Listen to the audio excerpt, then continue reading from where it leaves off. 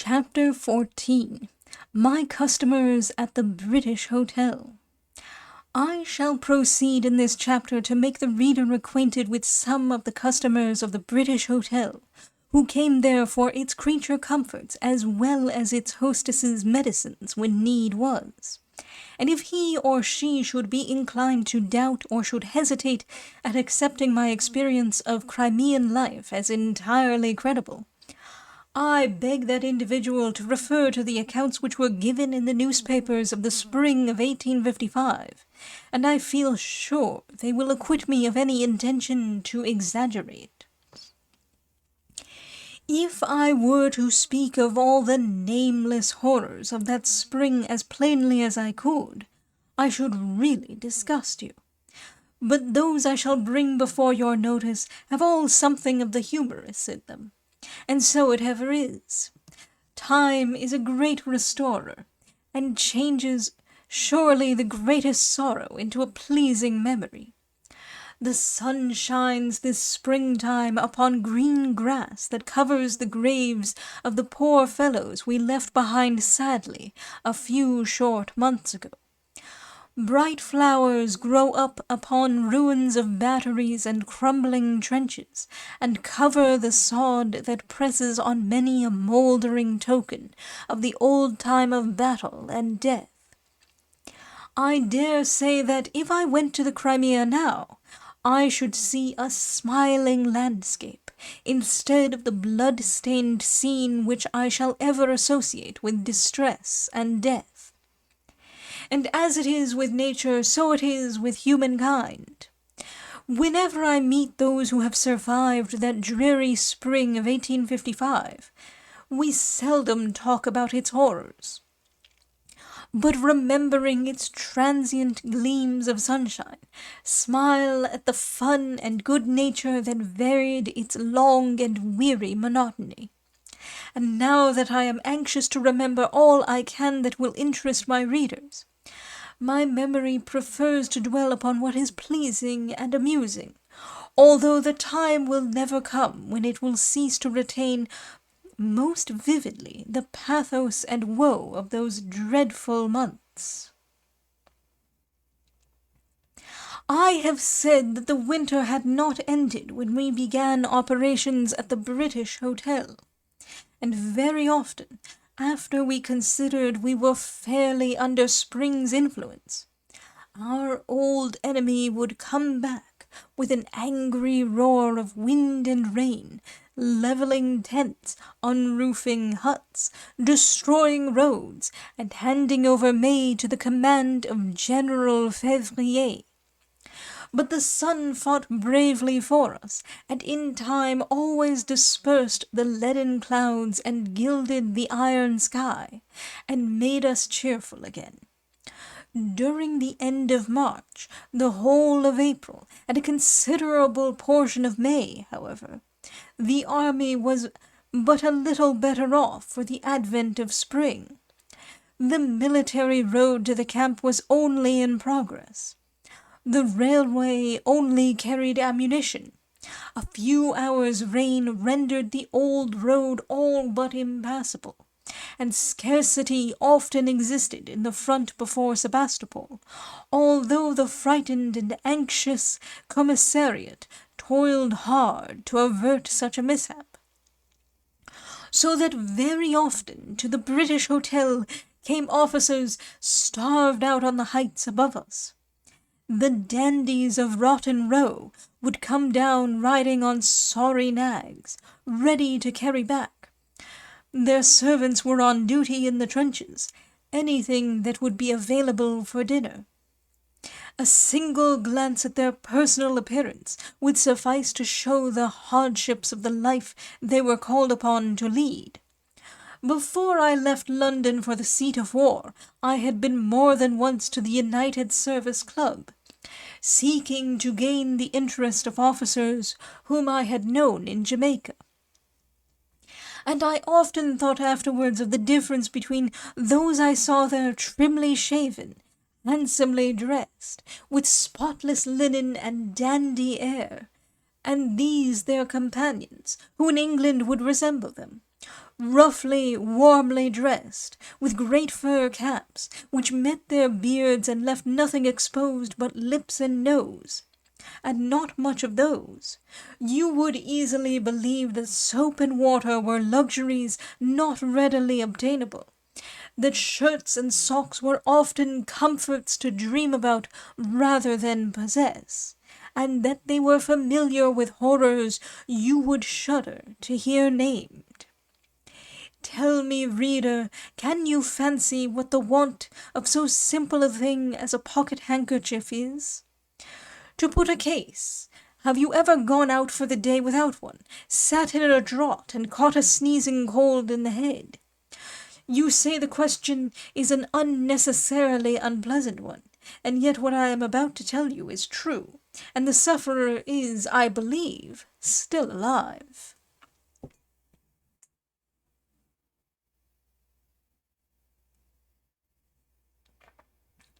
An officer had ridden down one day to obtain refreshments. This was very early in the spring. Some nice fowls had just been taken from the spit, and I offered one to him. Paper was one of the most hardly obtainable luxuries of the Crimea, and I rarely had any to waste upon my customers. So I called out, "Give me your pocket-handkerchief, my son, that I may wrap it up." You see, we could not be very particular out there, but he smiled very bitterly as he answered, "Pocket-handkerchief, mother! By Jove, I wish I had one. I tore my last shirt into shreds a fortnight ago, and there's not a bit of it left now." Shortly after, 100 dozen of these useful articles came to my store, and I sold them all to officers and men very speedily.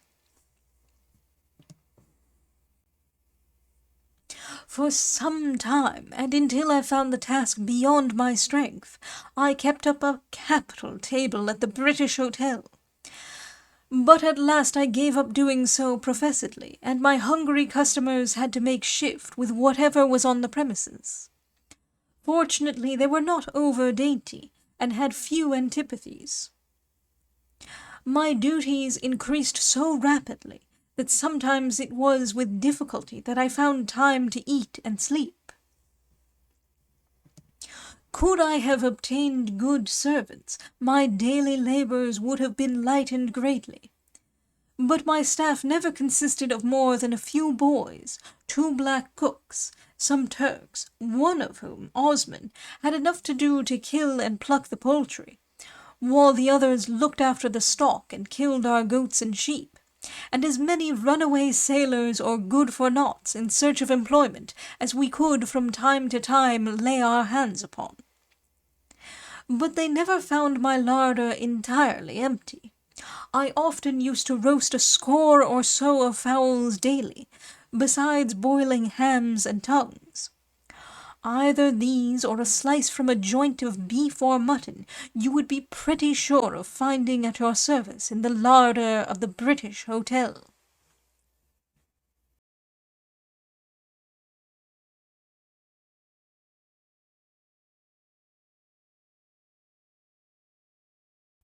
Would you like, gentle reader, to know what other things suggestive of home and its comforts your relatives and friends in the Crimea could obtain from the hostess of Spring Hill? I do not tell you that the following articles were all obtainable at the commencement, but many were. The time was indeed when, had you asked me for mock turtle and venison, you should have had them, preserved in tins, but that was when the Crimea was flooded with plenty. Too late, alas, to save many whom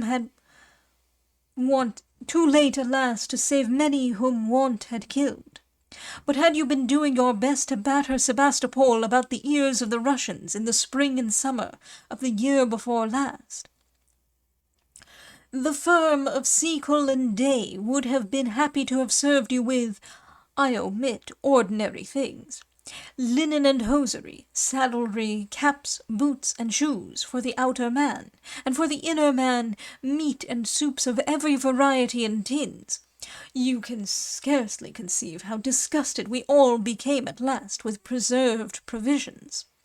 Salmon, lobsters, and oysters, also in tins, which last beaten up into fritters with onions, butter, eggs, pepper, and salt, were very good.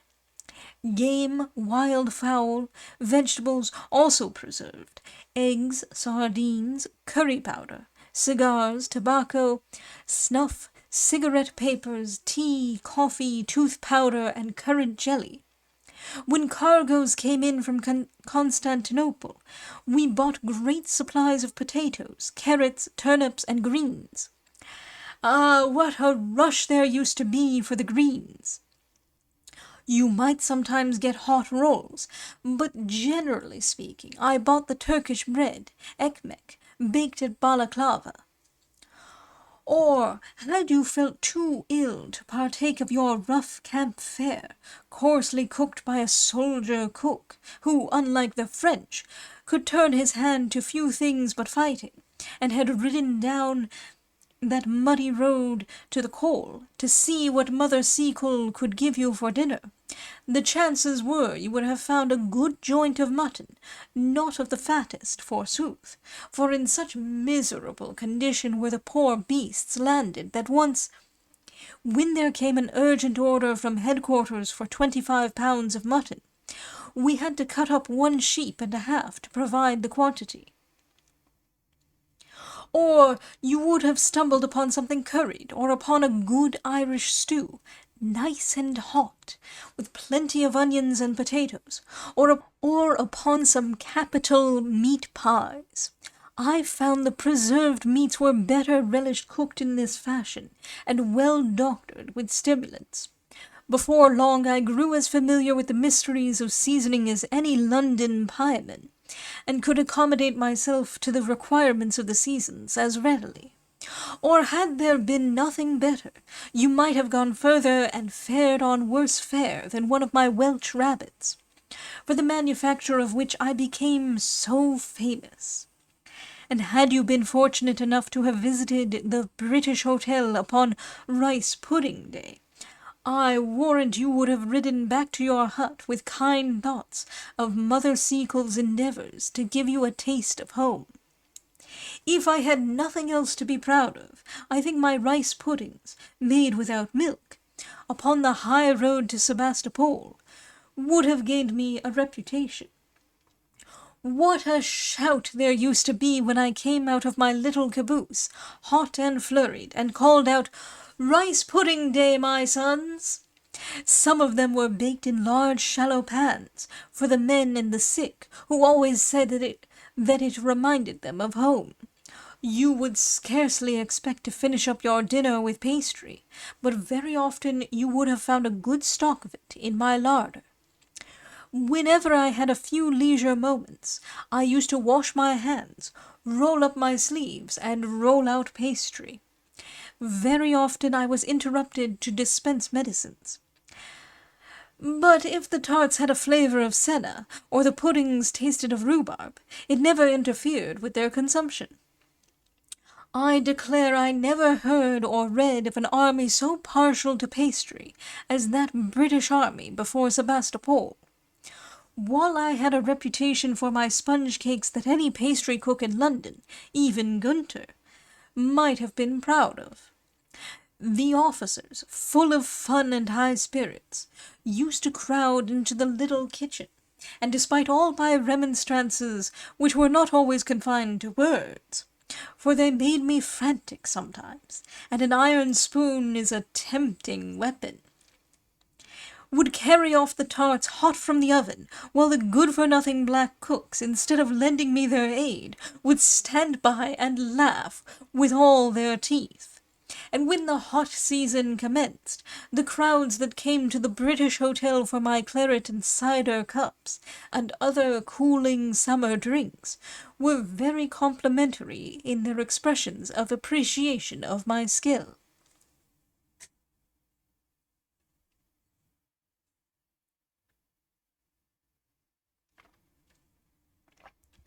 Now, supposing that you had made a hearty dinner and were thinking of starting homeward, if I can use so pleasant a term in reference to your cheerless quarters. It was very natural that you should be anxious to carry back something to your hut. Perhaps you expected to be sent into the trenches. Many a supper cooked by me has been consumed in those fearful trenches by brave men, who could eat it with keen appetites while the messengers of death were speeding around them. Or perhaps you had planned a little dinner party, and wanted to give your friends something better than their ordinary fare. Anyhow, you would in all probability have some good reason for returning laden with comforts and necessaries from Spring Hill. You would not be very particular about carrying them. You might have been a great swell at home, where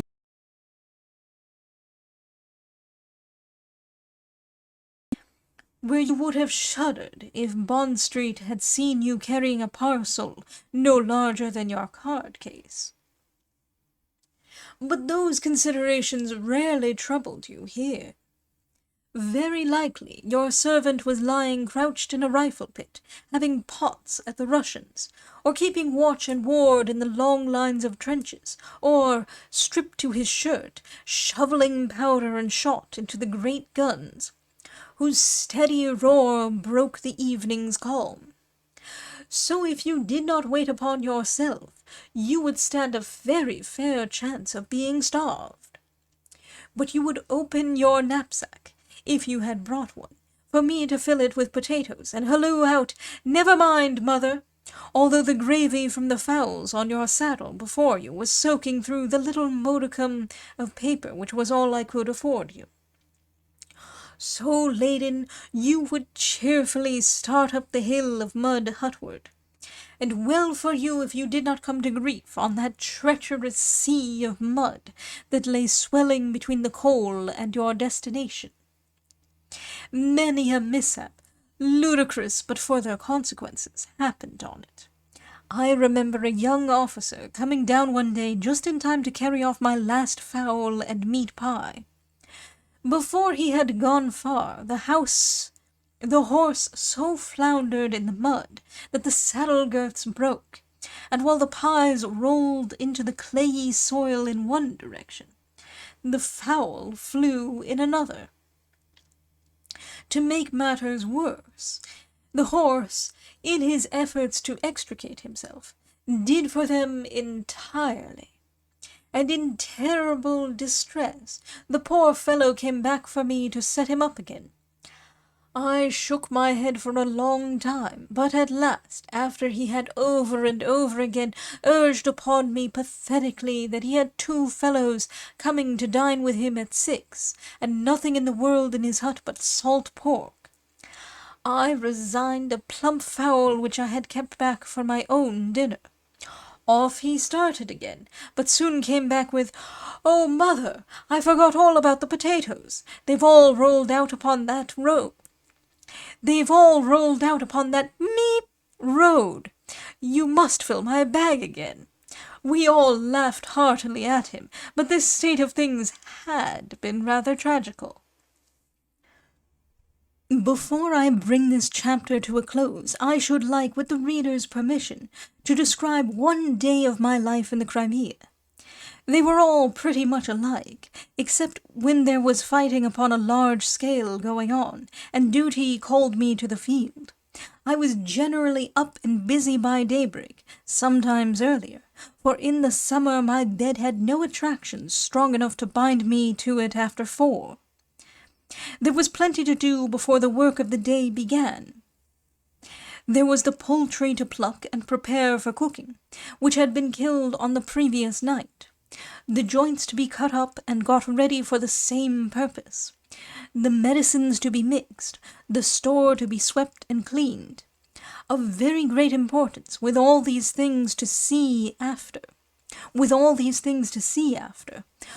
the few hours of quiet before the road became alive with travellers. By 7 o'clock the morning coffee would be ready, hot and refreshing, and eagerly sought for by the officers of the Army Works Corps engaged upon making the great high road to the front, and the commissariat and land transport men carrying stores from Balaclava to the Heights. There was always a great demand for coffee by those who knew its refreshing and strengthening qualities. Milk I could not give them. I kept it in tins for special use.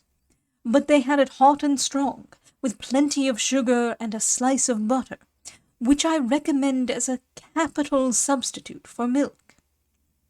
From that time until 9, officers on duty in the neighborhood, or passing by, would look in for breakfast, and about 9:30 my sick patients began to show themselves. In the following hour they came thickly, and sometimes it was past 12 before I had got through this duty. They came with every variety of suffering and disease. The cases I most disliked were the frostbitten fingers and feet in the winter. That over, there was the hospital to visit across the way, which was sometimes overcrowded with patients. I was a good deal there, and as often as possible would take over books and papers, which I used to borrow for that purpose from my friends and the officers I knew.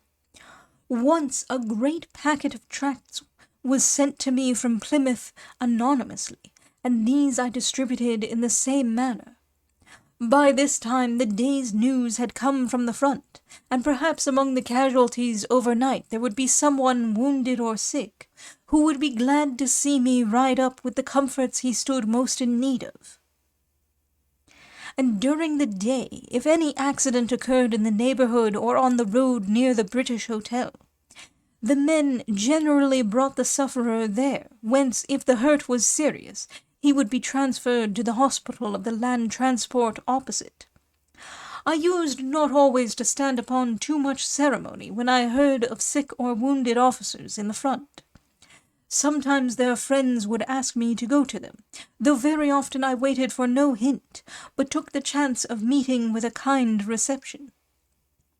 I used to think of their relatives at home, who would have given so much to possess my privilege, and more than one officer have I startled by appearing before him and telling him abruptly that he must have a mother, wife, or sister at home whom he missed, and that he must therefore be glad of some woman to take their place. Until evening the store would be filled with customers wanting stores, dinners and luncheons, loungers and idlers seeking conversation and amusement, and at 8 o'clock the curtain descended on that day's labor, and I could sit down and eat at leisure. It was no easy thing to clear the store, canteen, and yards, but we determined upon adhering to the rule that nothing should be sold after that hour, and succeeded. Anyone who came after that time came simply as a friend. There could be no necessity for anyone, except on extraordinary occasions, when the rule could be relaxed, to purchase things after 8 o'clock. And drunkenness or excess were discouraged at Spring Hill in every way. Indeed, my few unpleasant scenes arose chiefly from my refusing to sell liquor, where I saw it was wanted to be abused. I could appeal with a clear conscience to all who knew me there, to back my assertion that I neither permitted drunkenness among the men nor gambling among the officers. Whatever happened elsewhere, intoxication, cards, and dice were never to be seen within the precincts of the British Hotel. My regulations were well known, and a kind-hearted officer of the Royals, who was much there, and who permitted me to use a familiarity towards him which I trust I never abused, undertook to be my provost-marshal, but his duties were very light.